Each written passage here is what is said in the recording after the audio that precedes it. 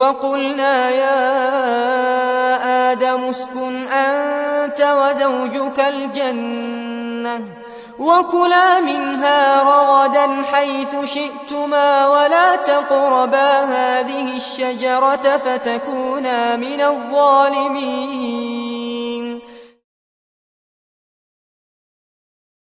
اور ہم نے کہا اے آدم تم اور تمہاری بیوی جنت میں رہو اور اس میں سے جہاں سے چاہو بفراخت کھاؤ، لیکن اس درخت کے قریب نہ جانا ورنہ تم دونوں ظالموں میں سے ہو جاؤ گے۔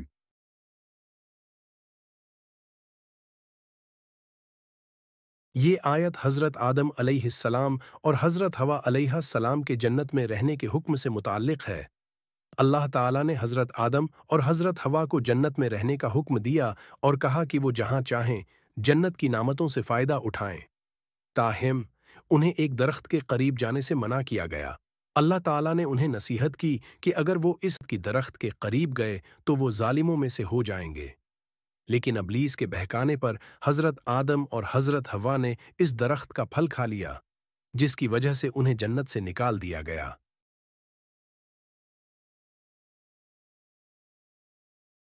اللہ تعالیٰ نے حضرت آدم علیہ السلام اور حضرت حوا کو جنت میں رہنے کی اجازت دی۔ جنت ایک ایسی جگہ تھی جہاں ہر قسم کی راحتیں اور نعمتیں موجود تھیں۔ اللہ نے انہیں حکم دیا کہ جنت کی تمام نعمتوں سے بفراغت کھاؤ اور جہاں چاہو رہو۔ اس سے ظاہر ہوتا ہے کہ اللہ نے ان پر کوئی پابندی نہیں لگائی تھی سوائے ایک چیز کے۔ اللہ تعالیٰ نے انہیں ایک مخصوص درخت کے قریب جانے سے منع کیا اور کہا کہ اس کا پھل نہ کھائیں۔ یہ ایک آزمائش تھی تاکہ حضرت آدم اور حضرت حوا کی فرمان برداری کا امتحان لیا جا سکے۔ فتکونا من الظالمین، اگر تم اس درخت کے قریب گئے تو تم ظالموں میں شامل ہو جاؤ گے، یعنی تم اپنے اوپر ظلم کرو گے اور اللہ کی نافرمانی کرو گے۔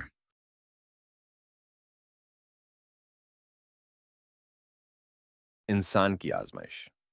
اللہ نے حضرت آدم اور حضرت حوا کو جنت کی تمام نعمتیں عطا کیں، لیکن انہیں ایک درخت سے دور رہنے کا حکم دیا۔ اس سے یہ سبق ملتا ہے کہ دنیا میں بھی انسان کو کئی نعمتیں دی گئی ہیں، لیکن کچھ چیزوں سے پرہیز کرنا ضروری ہے، اور یہ دنیا انسان کے لیے ایک امتحان ہے۔ فرمان برداری کی اہمیت۔ حضرت آدم اور حضرت حوا کو اللہ کا حکم ماننے کا کہا گیا تھا۔ اس آیت سے ہمیں یہ سبق ملتا ہے کہ اللہ کی فرمان برداری ضروری ہے، اور کسی بھی حکم کی نافرمانی کا انجام نقصان دہ ہو سکتا ہے۔ شیطان کی چالیں۔ اس واقعے سے یہ بھی ظاہر ہوتا ہے کہ شیطان انسان کو بہکانے کے لیے ہر ممکن کوشش کرتا ہے، اور اگر انسان شیطان کی بات مانتا ہے تو وہ نافرمانی کی طرف جاتا ہے۔ انسان کی کمزوری۔ حضرت آدم اور حضرت حوا کی غلطی یہ ظاہر کرتی ہے کہ انسان فطری طور پر کمزور ہے، اور اس کے لیے شیطان کے وسوسوں سے بچنا ہمیشہ مشکل ہو سکتا ہے۔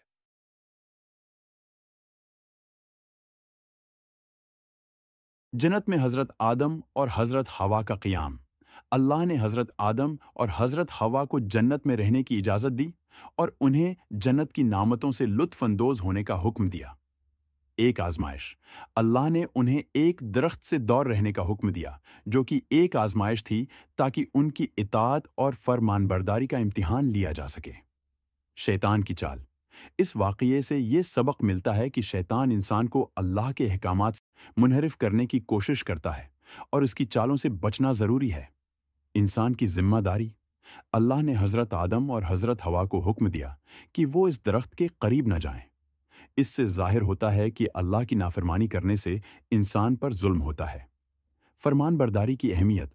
اس آیت میں یہ سبق دیا گیا ہے کہ اللہ کے احکام کی تعمیل انسان کے لیے ضروری ہے، اور کسی بھی نافرمانی کا انجام نقصان دہ ہوتا ہے۔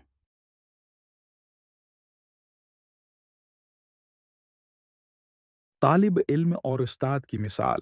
فرض کریں کہ ایک استاد اپنے شاگرد کو ایک خوبصورت کمرے میں پڑھائی کے لیے بھیجتا ہے، جہاں ہر طرح کی سہولتیں موجود ہیں۔ طالب علم سے کہتا ہے کہ وہ کمرے میں موجود تمام کتابوں کا مطالعہ کرے، لیکن ایک خاص کتاب کو نہ کھولے۔ اگر وہ کتاب کھولتا ہے تو وہ استاد کے حکم کی نافرمانی کرے گا اور اسے سزا ملے گی۔ اس مثال میں طالب علم کو بہت ساری سہولتیں اور مواقع ملے ہیں، لیکن ایک چیز سے منع کیا گیا ہے، جیسے حضرت آدم علیہ السلام اور حضرت حوا علیہ السلام को जन्नत में एक दरख्त से दूर रहने का हुक्म दिया गया था। बागबान और पौधे की मिसाल। एक बागबान अपने पौधों को बड़े खूबसूरत बाग में लगाता है और उन्हें मुनासिब पानी, रोशनी और खाद देता है।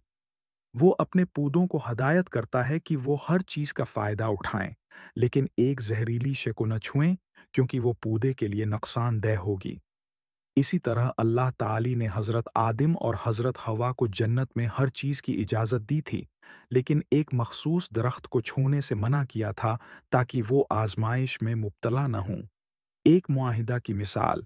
फ़र्ज़ करें कि एक शख्स को एक खूबसूरत इमारत में रहने का मुआहिदा दिया जाता है, जहां वो तमाम कमरों और सहूलतों से फ़ायदा उठा सकता है, लेकिन एक कमरे में जाने से मना किया गया है।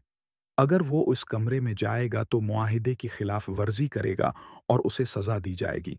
ये हज़रत आदम और हज़रत हवा की जन्नत में आज़माइश की मिसाल है, जहां उन्हें हर चीज़ की इजाज़त दी गई थी, लेकिन एक दरख्त से दूर रहने का हुक्म दिया गया था। एक कंपनी के मुलाजिम की मिसाल। फ़र्ज़ करें कि एक कंपनी अपने मुलाजिम को तमाम वसाइल फ़राहिम करती है और कहती है कि वो कंपनी की तमाम सहूलतों का इस्तेमाल कर सकता है, लेकिन एक ख़ास फ़ाइल को न खोले क्योंकि वो खफिया है। अगर वो इस फ़ाइल को खोलता है तो वो कंपनी के उसूलों की खिलाफ वर्जी करेगा। इसी तरह अल्लाह ने हज़रत आदम और हज़रत हव्वा को जन्नत की तमाम नामतें दें, लेकिन एक दरख्त को छूने से मना किया क्योंकि ये एक आज़माइश थी। बच्चों के खेल की मिसाल। जैसे एक बच्चे को इसके वालिदीन एक बड़े मैदान में खेलने की इजाज़त देते हैं और कहते हैं कि वो जहाँ चाहे जा सकता है, लेकिन एक ख़ास हिस्से में न जाए क्योंकि वहाँ ख़तरा है। हिस्से में जाता है तो वो वालिदीन की नाफरमानी करेगा और ख़ुद को नुकसान पहुँचाएगा। इसी तरह अल्लाह ने हज़रत आदम और हज़रत हव्वा को जन्नत की तमाम नामतों से लुत्फ़ अंदोज़ होने का हुक्म दिया, लेकिन एक दरख्त से दूर रहने का कहा जो उनके लिए आज़माइश का बायस था। नतीजा। ये मिसालें इस बात को वाज़ेह करती हैं कि अल्लाह ताली ने हज़रत आदम और हज़रत हवा को एक खूबसूरत जन्नत में रहने की इजाज़त दी, जहाँ वो हर चीज़ से फ़ायदा उठा सकते थे, लेकिन एक दरख्त के करीब जाने से मना किया गया था। ये एक आज़माइश थी जिसका मकसद उनकी फरमानबरदारी और इताअत का इम्तिहान था। उन मिसालों से ये बात भी ज़ाहिर होती है कि अल्लाह के अहकामात पर अमल करना ज़रूरी है और किसी भी हुक्म की नाफरमानी इंसान को नुकसान पहुंचा सकती है।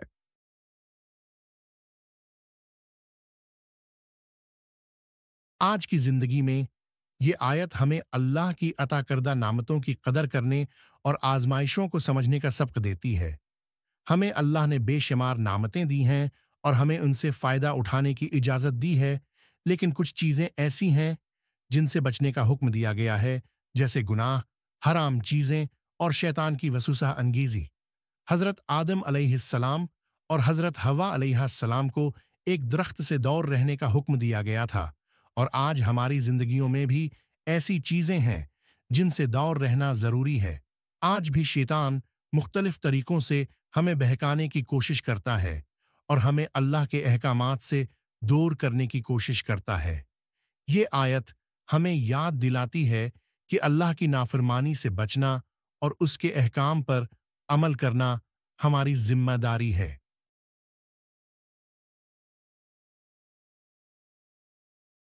अल्लाह की नामतों की कदर। अल्लाह ने हमें बेशुमार नामतें दी हैं, जैसे हज़रत आदम और हज़रत हवा को जन्नत की नामतें दी गई थीं, लेकिन अल्लाह के अहकाम की पासदारी ज़रूरी है। आजमाइश और शैतान का फरीब। अल्लाह ने हज़रत आदम और हज़रत हवा को एक दरख्त से दूर रहने का हुक्म दिया, लेकिन शैतान ने उन्हें बहका दिया। आज भी शैतान हमें अल्लाह के रास्ते से भटकाने की कोशिश करता है और हमें उस हैं से बचना ज़रूरी है। फरमानबरदारी की अहमियत। अल्लाह के हर हुक्म में हिकमत होती है।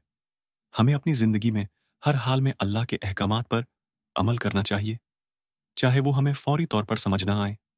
नेकी और बुराई का इम्तिहान। हमारी ज़िंदगी में भी नेकियां और बुराइयां मौजूद हैं। अल्लाह ने हमें अच्छे और बुरे रास्ते दिखा दिए हैं और ये हमारी जिम्मेदारी है कि हम अच्छे रास्ते का इंतखाब करें। गलती और माफ़ी। हज़रत आदम और हज़रत हवा ने एक गलती की, लेकिन अल्लाह से माफ़ी मांगी। उससे हमें यह सबक मिलता है कि अगर हम गलती करें تو فوراً اللہ کی طرف رجوع کریں اور معافی مانگیں۔